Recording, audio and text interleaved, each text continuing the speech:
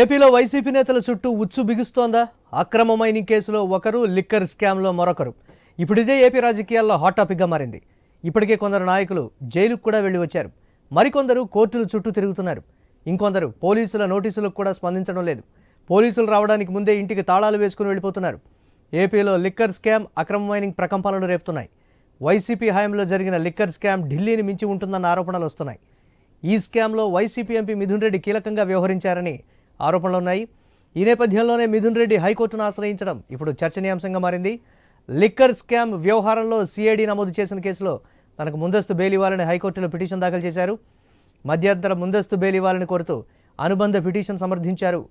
అటు కాకాణి గోవర్ధన్ రెడ్డి అక్రమ మైనింగ్ వ్యవహారంలో ఆరోపణలు ఎదుర్కొంటున్నారు. నెల్లూరు జిల్లా పోలీసులు ఆయనకు నోటీసులు పంపారు.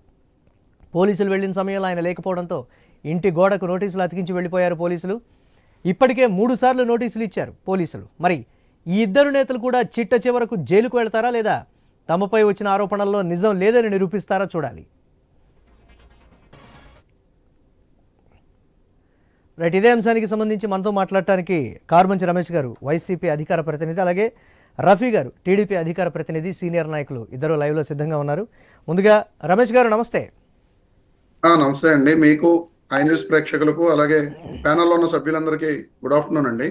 ఒక ఆరోపణ వచ్చినప్పుడు ఆరోపణని చట్టబద్ధంగా ఎదుర్కొని దీనికి సంబంధించి మేమే తప్పు చేయలేదని నిరూపించుకుంటే పోయేదానికి ముందస్తు బెయిల్ అడగటం, లేకపోతే అడ్రస్ లేకుండా వెళ్ళిపోవడం ఏంటి అని కూడా ఇటు ప్రజలు కావచ్చు, లేకపోతే అటు ప్రభుత్వం కావచ్చు చెప్తున్నటువంటి పరిస్థితి ఉంది. ఒకవేళ నిజంగా తప్పుగాని చేయకపోతే ఎందుకు తప్పించుకొని తిరగాలి అనేటువంటి ఒక ప్రశ్న ఏం చెప్తుంది వైసీపీ దీనికి? సార్, ఇప్పుడు రాష్ట్రంలో రెడ్ బుక్ రాజ్యాంగం అనేది నడుస్తుంది. రెడ్ బుక్ రాజ్యాంగంలో నారా లోకేష్ గారు ఏం చెప్పారండి? యాక్చువల్ గా ఎవరైతే చట్టాలను ఉల్లంఘించి ఎవరైతే తప్పులు చేశారో వాళ్ళు మాత్రమే అరెస్ట్ చేస్తామని చెప్పి ఆయన చెప్పడం జరిగింది. కానీ అందుకు భిన్నంగా తప్పులు చేశారా చేయలేదా అనేది వాళ్ళకి అనవసరం అన్నట్లుగా కేవలం వాళ్ళు ఎవరైతే కక్షపూరితంగా వాళ్ళు ఎవరి మీద అయితే కక్షలు తీర్చుకోవాలని చెప్పి అనుకుంటున్నారో, ఎవరైతే వైఎస్ఆర్ కాంగ్రెస్ పార్టీలో యాక్టివ్ గా ప్రభుత్వాన్ని ప్రశ్నిస్తున్నారో, ప్రభుత్వం మీద ఉద్యమాలు చేస్తున్నారో వాళ్ళందరినీ కూడా లోపల వేయాలనేది ఈ రోజున కూటమి ప్రభుత్వం యొక్క లక్ష్యం. దాంట్లో ముఖ్యంగా కాకాణి గోవర్ధన్ రెడ్డి గారు నెల్లూరు జిల్లాలో చాలా స్ట్రాంగ్ గా కూటమి ప్రభుత్వం చేస్తున్న అక్రమాలను, అరాచకాలను, ముఖ్యంగా అక్కడ ఆయన కాన్స్టిట్యున్సీకి చెందిన సర్వేపల్లి ఆయన సోమిరెడ్డి చంద్రమోహన్ రెడ్డి గారి మీద కానీ, లేదా మిగతా నాయకుల దగ్గర జరుగుతున్న ఇసుక దందాల విషయంలోనూ, లేకపోతే అక్రమ మైనింగ్ విషయంలో కూడా ఆయన విపరీతంగా కూడా రెస్పాండ్ అయ్యి అక్కడ అందరినీ అడ్డుకోవడం జరుగుతుంది. సో ఆయన మాకు అడ్డంగా ఉన్నాడనే ఉద్దేశంతో ఆయన టార్గెట్ చేయడం జరిగింది. ఖచ్చితంగా కాకాణి గోవర్ధన్ రెడ్డి గారి మీద అక్రమ కేసులు పెట్టడం జరిగింది. ఇప్పుడు మీరు అంటున్నారు తప్పులు చేయనప్పుడు ఎదుర్కోవచ్చు కదా, ఎదుర్కొనే సమాధానం చెప్పొచ్చు కదా అని చెప్పి. గతంలో కూడా కాకాణి గోవర్ధన్ రెడ్డి గారు హైకోర్టులో ఫైల్స్ మిస్ చేశారు, హైకోర్టులో దొంగతనం జరిగింది, ఇలా రకరకాలుగా ఆయన మీద అభియోగాలను మోపడం జరిగింది. కానీ అవి ఒక్కటి కూడా ప్రూవ్ కాలేదు. ఆ ఎంక్వైరీలో ఆయనకేమీ సంబంధం లేదనే విషయం బయటకు వచ్చింది.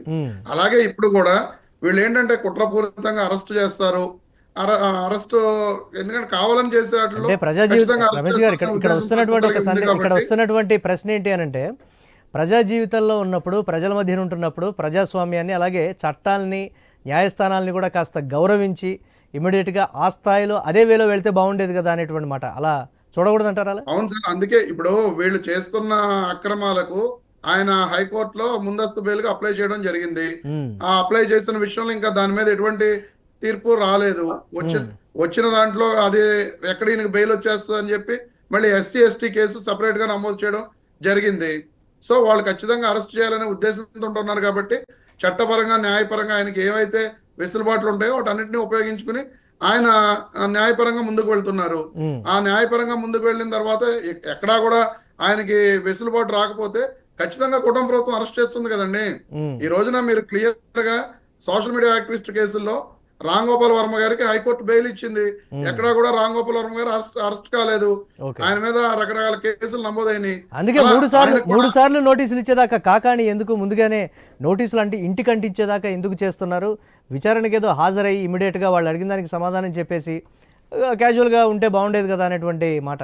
కాకాణి గోవర్ధన్ రెడ్డి గారి ఇంట్లో హైదరాబాద్ లో ఒక ఫంక్షన్ ఉంది. ఆ ఫంక్షన్ కి ఆయన వెళ్ళడం జరిగింది.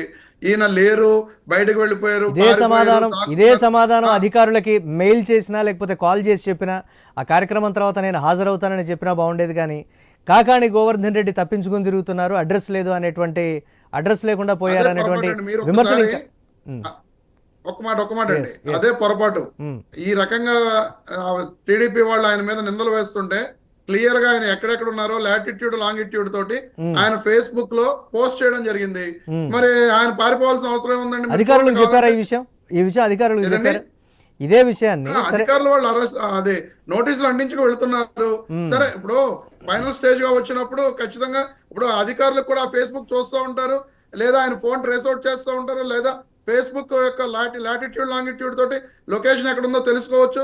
అధికారులకు ఆ విషయం తెలియదు అంటారా?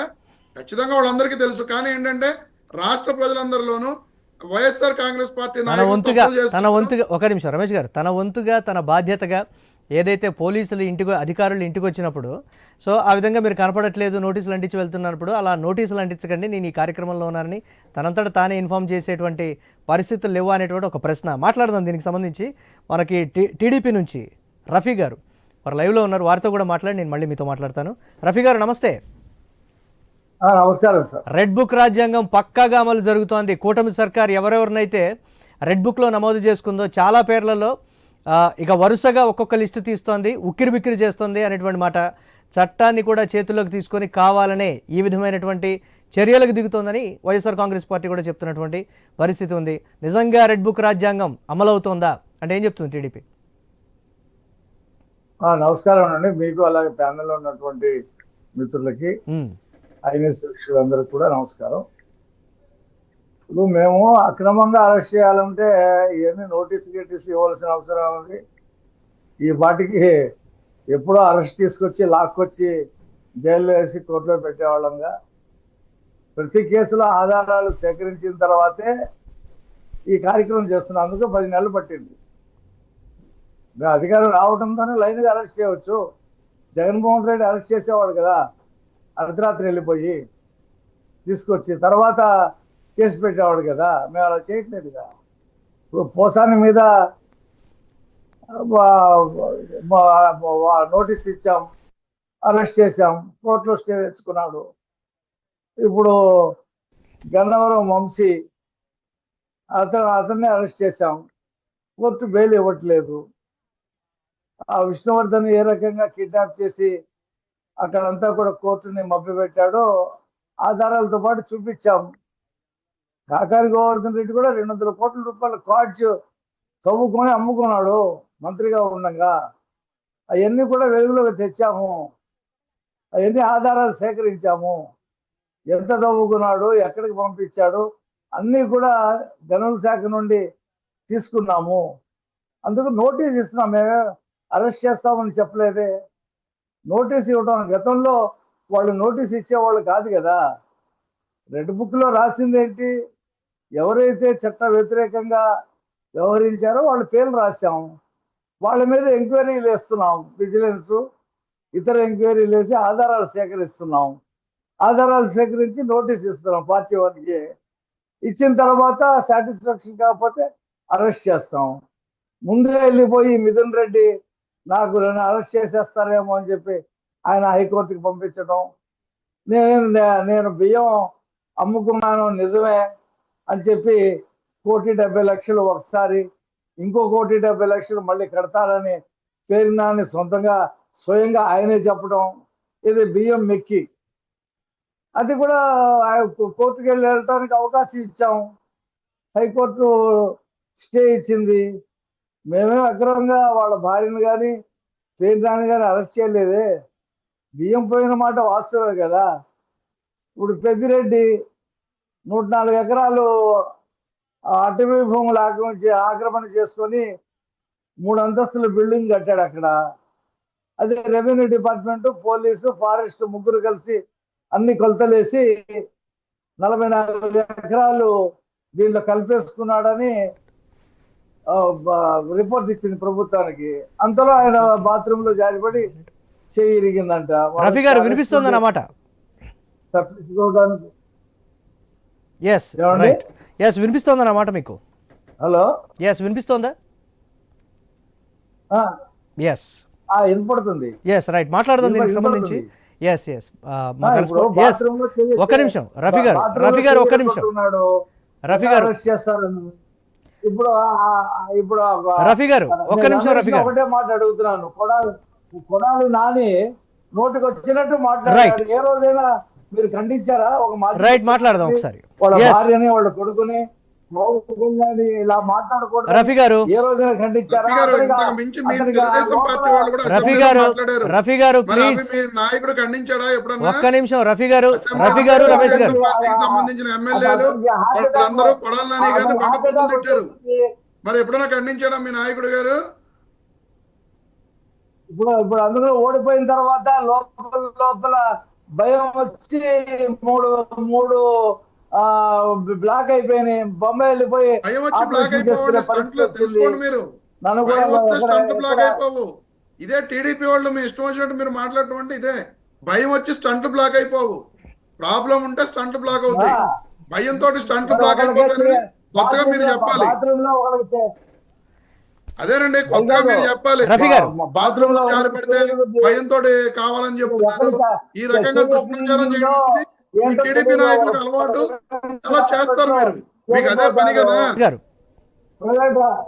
Private hospital చేరిపోతాడు Peddireddy. అదే మీకు పని కదా, అలాగా దుష్ప్రచారం చేయడం. అరెస్టులకు భయపడి బాత్రూమ్ రఫీ గారు. పడిపోయి నాటకపడుతున్నారు. కొడాలి నాని గారు ఇలాగ రఫీ గారు. ఇది చెప్తున్నారు. ఎస్ రఫీ గారు ఒక్క నిమిషం. గుండెపోటు రఫీ గారు నా మాట వినిపిస్తోందా మీకు? ప్లీజ్ రాసిస్తే చదివాను. రఫీ గారు, కెన్ యూ హియర్ మీ? రఫీ గారు వినిపిస్తోందా నా మాట? ప్లీజ్. ఎస్ నేను ఇందాక నుంచి చెప్తున్నాను సార్, ఒక్క నిమిషం. మీరు జస్ట్ మాట్లాడేటప్పుడు కనీసం మధ్యలో మేము మాట్లాడేది కూడా వినాలి. ఎందుకంటే మేము టైం బ్యాలెన్స్ చేసుకుంటూ మిగతా వాళ్ళని కూడా మేము తీసుకునేటువంటి ప్రయత్నం చేస్తాం. రఫీ గారు, ఎస్ మా కరెస్పాండెంట్ వర్మ లైవ్లో సిద్ధంగా ఉన్నారు. వారితో మాట్లాడి రఫీ గారు నేను మీతో మాట్లాడతాను. ఎస్ వర్మ, రెడ్ బుక్ రాజ్యాంగం నడుస్తోంది. దీనికి సంబంధించి పూర్తి స్థాయిలో అన్ని లిస్ట్ అవుట్ చేసుకొని కూడా అరెస్టుల పర్వం కొనసాగిస్తున్నారు అనేటువంటి మాట. లేదు ఒక ఫ్యామిలీ ఫంక్షన్లో ఉన్నారు కాబట్టి నోటీసులు అంటించి వెళ్తున్నారు, ఎక్కడెక్కడ ఉన్నారనేది ఇన్ఫర్మేషన్ పోలీసులకైతే తెలుస్తుందని వైఎస్ఆర్ కాంగ్రెస్ పార్టీ కూడా చెప్తున్నటువంటి పరిస్థితి ఉంది. ఏంటి అసలు ఓవరాల్గా ఎలా చూడాలి?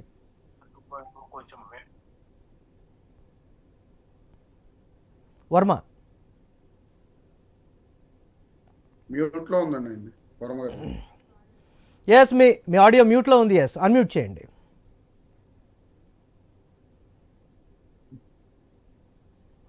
ఎస్ వర్మ చెప్పండి. ఉమ్మడి చిత్తూరు జిల్లాకు సంబంధించి కీలకమైన వైసీపీ నాయకులకు సంబంధించి కూడా కేసులు ప్రస్తుతం పెండింగ్ లో ఉన్నాయి. ఇప్పటికే ఏదైతే నెల్లూరు జిల్లాకు సంబంధించి కాకాని గోవర్ధన్ రెడ్డికి సంబంధించి ఇప్పటికే 2 సార్లు పోలీసులు నోటీసులు జారీ చేశారు.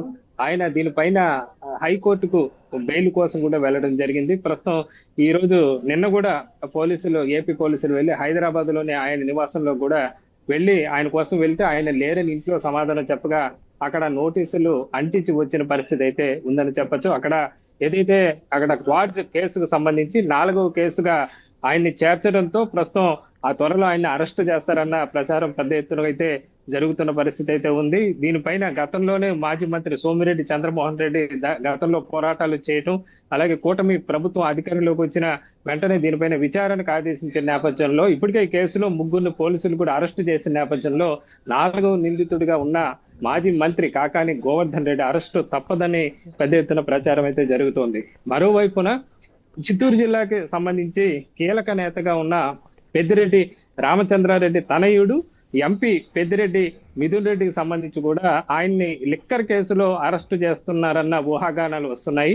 ఈ నేపథ్యంలో ఆయన హైకోర్టులో బెయిల్ అప్పీల్ చేశారు.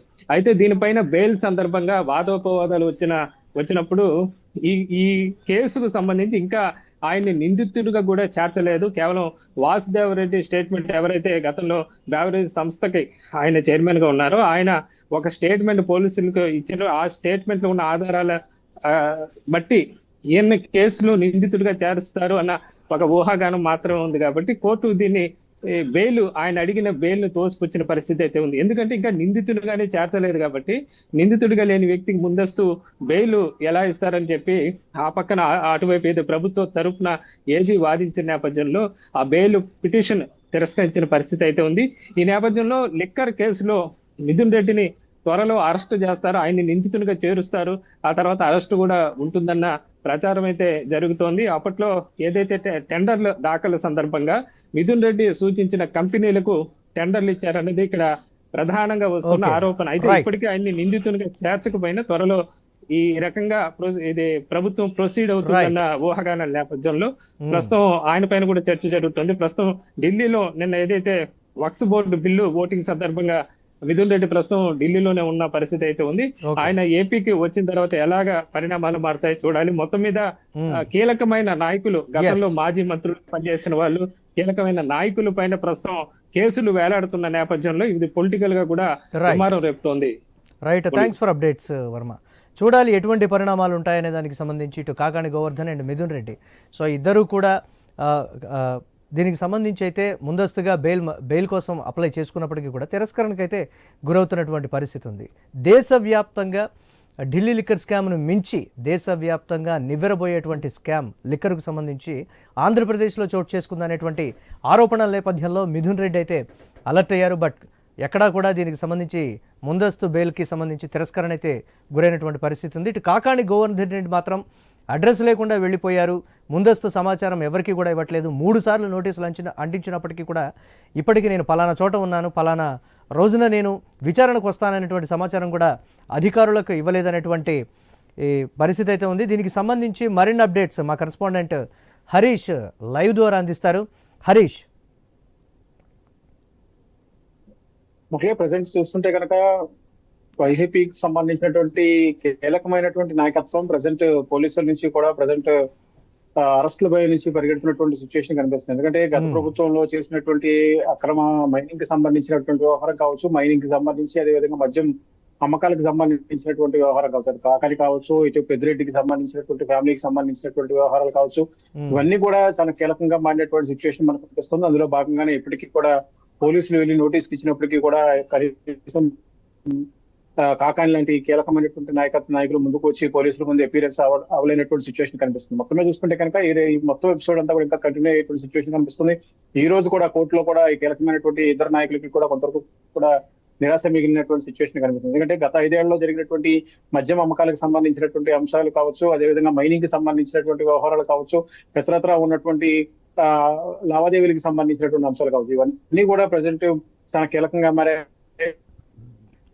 కూటమి ప్రభుత్వం అధికారంలోకి వచ్చిన తర్వాత గత ప్రభుత్వం జరిగినటువంటి అక్రమాలకు సంబంధించినటువంటి వ్యవహారాలపైన ఇప్పుడు విచారణ అనేది కొనసాగుతున్నటువంటి సిచ్యువేషన్ కనిపిస్తుంది. అందులో భాగంగానే కీలకమైనటువంటి నాయకులకు ఇప్పటికీ కూడా నోటీసులు సర్వ్ చేయడం, వాళ్ళని అరెస్టులు చేయడం వంటి ప్రక్రియ కొనసాగుతున్నటువంటి సిచ్యువేషన్ కనిపిస్తుంది. వల్లభనేని వంశీ లాంటి కీలకమైనటువంటి నాయకులు కావచ్చు, పోసాని వంటి నాయకులకి ఇప్పటికే జైలుకు వెళ్ళినటువంటి సిచ్యువేషన్ కనిపిస్తుంది. సో ఇప్పుడు దానికి కొనసాగింపుగా అన్నట్టుగా ఇటు మిథున్ రెడ్డి కావచ్చు, అటు కాకాని గోవర్ధన్ రెడ్డికి సంబంధించినటువంటి ఎపిసోడ్ కావచ్చు, మొత్తం పొలిటికల్ ప్రక్రియకి సంబంధించినటువంటి అంశాలన్నీ కూడా కొనసాగుతున్నటువంటి సిచ్యువేషన్ కనిపిస్తుంది. కూటమి ప్రభుత్వం ఎన్నికలకు ముందే ప్రకటించింది. ఎందుకంటే అప్పుడు వైఎస్ఆర్ కాంగ్రెస్ పార్టీ ప్రభుత్వ హయాంలోనే కూటమి ప్రభుత్వం చాలా క్లియర్ గా చెప్పింది, తాము అధికారంలోకి వస్తే కనుక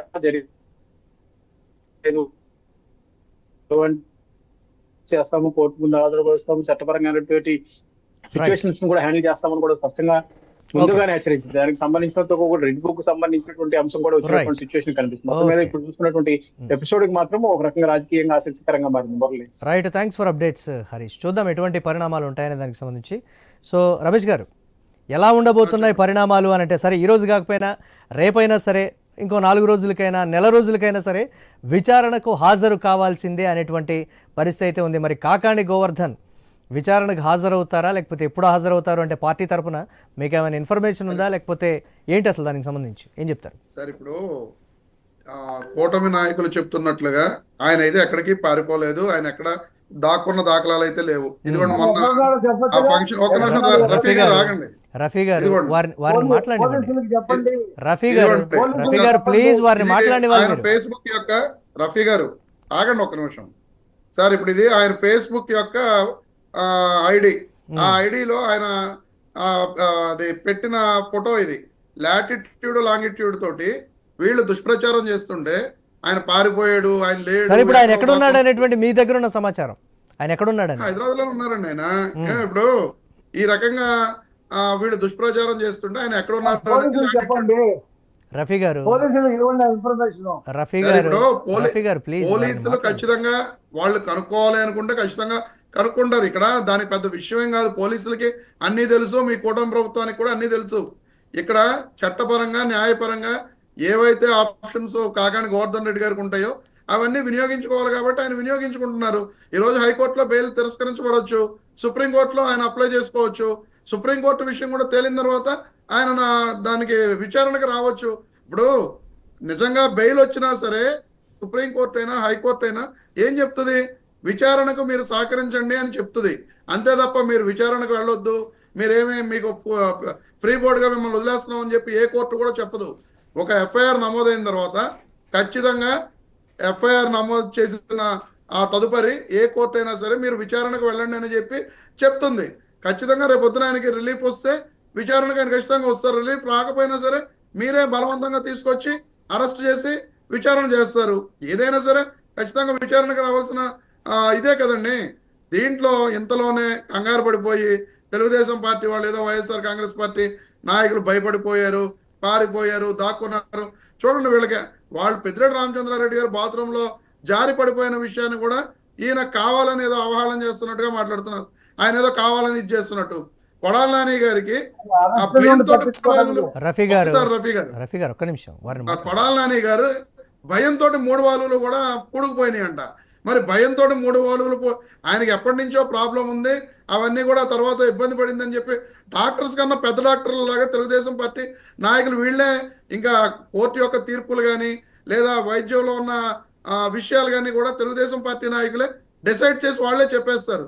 ఈ రకంగా వైఎస్ఆర్ కాంగ్రెస్ పార్టీ నాయకుల్ని కానీ వాళ్ళందరినీ కూడా వీళ్ళు టార్గెట్ చేసుకుంటూ ముందుకు వెళ్తున్నారు. ఖచ్చితంగా ఏ ఒక్క వైఎస్ఆర్ కాంగ్రెస్ పార్టీ నాయకుడు కూడా ఎవరు కూడా బెదరే ప్రసక్తే లేదు. ఇక్కడ రమేష్ గారు ఒక ప్రశ్న, ఒక వైఎస్ఆర్ కాంగ్రెస్ పార్టీకి ఒక ప్రశ్న. మీరు అన్నట్లుగా పోలీసులు వాళ్ళంతటా వాళ్లే కాకాణి గోవర్ధన్ రెడ్డిని వెతుక్కుంటూ వస్తే అది వేరే విధంగా ఉంటుంది. కాకాణి గోవర్ధన్ నేను ఇక్కడ ఉన్నాను, నేను ఈ రోజున వస్తాను అని అంటే అది హుందాగా ఉంటుంది అనేటువంటి ఒక మాట వాస్తవం కాదా అది? సరే, ఇప్పుడు ఇక్కడ ఒకటే ఆప్షన్ అండి మనకి. న్యాయపరంగా కింద కోర్టులు, హైకోర్టు, సుప్రీంకోర్టు. న్యాయపరంగా హైకోర్టులో ఆయనకి వెసులుబాటు రాలా, బెయిల్ రాలా, తిరస్కరణకి గురైంది. సో లాస్ట్ అల్టిమేట్ ఆప్షన్ ఇంకా చివరి ఆప్షన్ సుప్రీంకోర్టు ఉంది కాబట్టి ఆ సుప్రీంకోర్టు వ్యవహారం కూడా చూసుకుని మీరు ఒకటి ఆలోచించండి. ఎందుకంటే నేను ఇందాడే చెప్పడం జరిగింది, ఎవరైతే ఏదైనా సరే ఎఫ్ఐఆర్ నమోదు చేసినప్పుడు ఏ కోర్టు అయినా సరే ఒకవేళ అరెస్ట్ చేయొద్దు, not to take coercive steps అని ఇస్తే ఖచ్చితంగా విచారణకు వెళ్ళమని చెప్పుద్ది. అరెస్ట్ చేయొద్దు అని చెప్పినంత మాత్రాన విచారణకు వెళ్ళొద్దని ఏం చెప్పదు. ఖచ్చితంగా విచారణకు మీరు సహకరించండి అని చెప్పి ప్రతి కోర్టు కూడా చెప్తుంది. సో ఈయనకు ఉన్న లాస్ట్ ఆప్షన్ సుప్రీంకోర్టు ఆప్షన్ కూడా చూసుకుని అప్పుడు విచారణకు రావచ్చు. తప్పేముంది ఇందులో? చూద్దాం ఇంకా ఎన్ని రోజుల పాటు ఈ దోబూచులాట ఉంటుందనేది కూడా చూద్దాం, దీనికి సంబంధించి ఎలా ఉండబోతుంది అనేది. రఫీ గారు ప్లీజ్ ఒక 1 minute లో కంక్లూడ్ చేయండి ప్లీజ్. ఇప్పుడు చంద్రబాబు నాయుడు గారు అరెస్ట్ చేసిన తర్వాత కదా ఎఫ్ఐఆర్ లో పెట్టింది. కనీసం నోటీస్ ఇచ్చారా? ఎంక్వైరీ చేశారా? అచ్చెన్నాయుడు గారికి నోటీస్ ఇచ్చారా? పోలీస్ స్టేషన్ పిలిచారా? అయ్యన పాత్రుడికి నోటీస్ ఇచ్చారా? పోలీస్ స్టేషన్ పిలిచారా? దేవినేని ఉమాకి నోటీస్ ఇచ్చారా? పోలీస్ స్టేషన్ పిలిచారా? కొల్లు రవీంద్రకి నోటీస్ ఇచ్చారా? పోలీస్ స్టేషన్ పిలిచారా? మీరు ఎలా అరెస్ట్ చేశారో ఒకసారి తెలుసుకోండి, గుర్తు తెచ్చుకోండి. మేము ఇప్పుడు నోటీసులు ఇస్తున్నాం, రమ్మంటున్నాం, ఆధారాలు ఇదిగో అని చెప్పి చూపిస్తున్నాం. అప్పటికిప్పుడు తేడాను గమనించండి. ఇవాళ కసిరెడ్డి రాజశేఖర రెడ్డికి బెయిల్ రిఫ్యూజ్ అయింది. అతని పేరు చెప్పింది ఎవరు? విజయసాయి రెడ్డి చెప్పాడు. మిథున్ రెడ్డి పేరు చెప్పింది ఎవరు? లిక్కర్లో విజయసాయి రెడ్డి చెప్పాడు. వాసుదేవ రెడ్డి కూడా వాంగ్మూలం ఇచ్చాడు. వీళ్ళిద్దరే మా కీలకమైన నా మీద ఒత్తిడి చేసి నా చేత చేయించాలని చెప్పేసి వాసుదేవ రెడ్డి ఇచ్చినటువంటి కీలకమైన సాక్ష్యాధారాలతోనే వాళ్ళని అరెస్ట్ చేయడానికి ప్రభుత్వం రెడీ అయింది. ఈయన మిథున్ రెడ్డికి నోటీసులు పంపించారు, నేను అరెస్ట్ చేస్తున్నామని. ముందు ఎందుకు భయపడటం? అలాగే పెద్దిరెడ్డి కూడా ఎప్పుడైతే ఆ ఎంక్వైరీ కమిటీలో అతను 43 ఎకరాలు అటవీ భూముల్ని కలిపేసుకున్నాడని వచ్చిందో అతనికి చేయరిగిందని చెప్పి ప్రైవేట్ హాస్పిటల్లో పడుకున్నాడు. ఇప్పుడు అతను పోసానికి కృష్ణపురం చెప్పాడు కదా, నాకు రాసి ఇచ్చేవాడు ఎవరు సజ్జల రామకృష్ణారెడ్డి, నేను మాట్లాడేవాడిని, నాదేం లేదు దీంట్లో, నువ్వే ఒక పెద్ద రచయిత కదా, ఎవరో రాసిస్తే నువ్వు చెప్పడం అంటే వాళ్ళ గురించి ఆ Yes. రాజకీయ వాళ్ళు ఒక్కొక్కరు Yes. బయటకు వచ్చి చెప్తా ఉన్నారు. చూద్దాం చూద్దాం రఫీ గారు. ఇప్పుడు విడుదల రజనీ ఉంది. రఫీ గారు వినిపిస్తోంది అన్నమాట. ఒక్క నిమిషం, 1 minute. విడుదల రజనీ ఉంది, 2 కోట్లు వసూలు చేయమని చెప్పి ఎస్పీఏ వాంగ్మూలం ఇచ్చాడు సిఐడికి, నా చేత చేయించింది ఇదంతా కూడా అని చెప్పేసి. ఇప్పుడు ప్రజెంట్ డ్యూటీలో ఉన్న ఎస్పీ చెప్పాడు, అతని మీద కూడా కేసు ఉంది, 10 లక్షలు తీసుకున్నాడని. ఓకే. పిఏ మీద ఉంది, 10 లక్షలు తీసుకున్నాడని. చూద్దాం, చట్టం తన పని తాను చేసుకుపోతుంది అని అయితే చెప్తూ ఉన్నారు. చూద్దాం రఫీ గారు. ఎస్, చట్టం తన పని తాను చేసుకుపోతుంది, బట్ దీనికి సంబంధించి విచారణకు సహకరిస్తే బాగుంటుంది అనేటువంటి ఒక మాట అయితే చెప్తున్నారు. కానీ రెడ్ బుక్ రాజ్యాంగం ఒక నిమిషం రెడ్ బుక్ రాజ్యాంగాన్ని అయితే అమలు పరచద్దు అనేటువంటి భావన అయితే వ్యక్తమవుతుంది. రైట్, థ్యాంక్ యూ రఫీ గారు, రమేష్ గారు.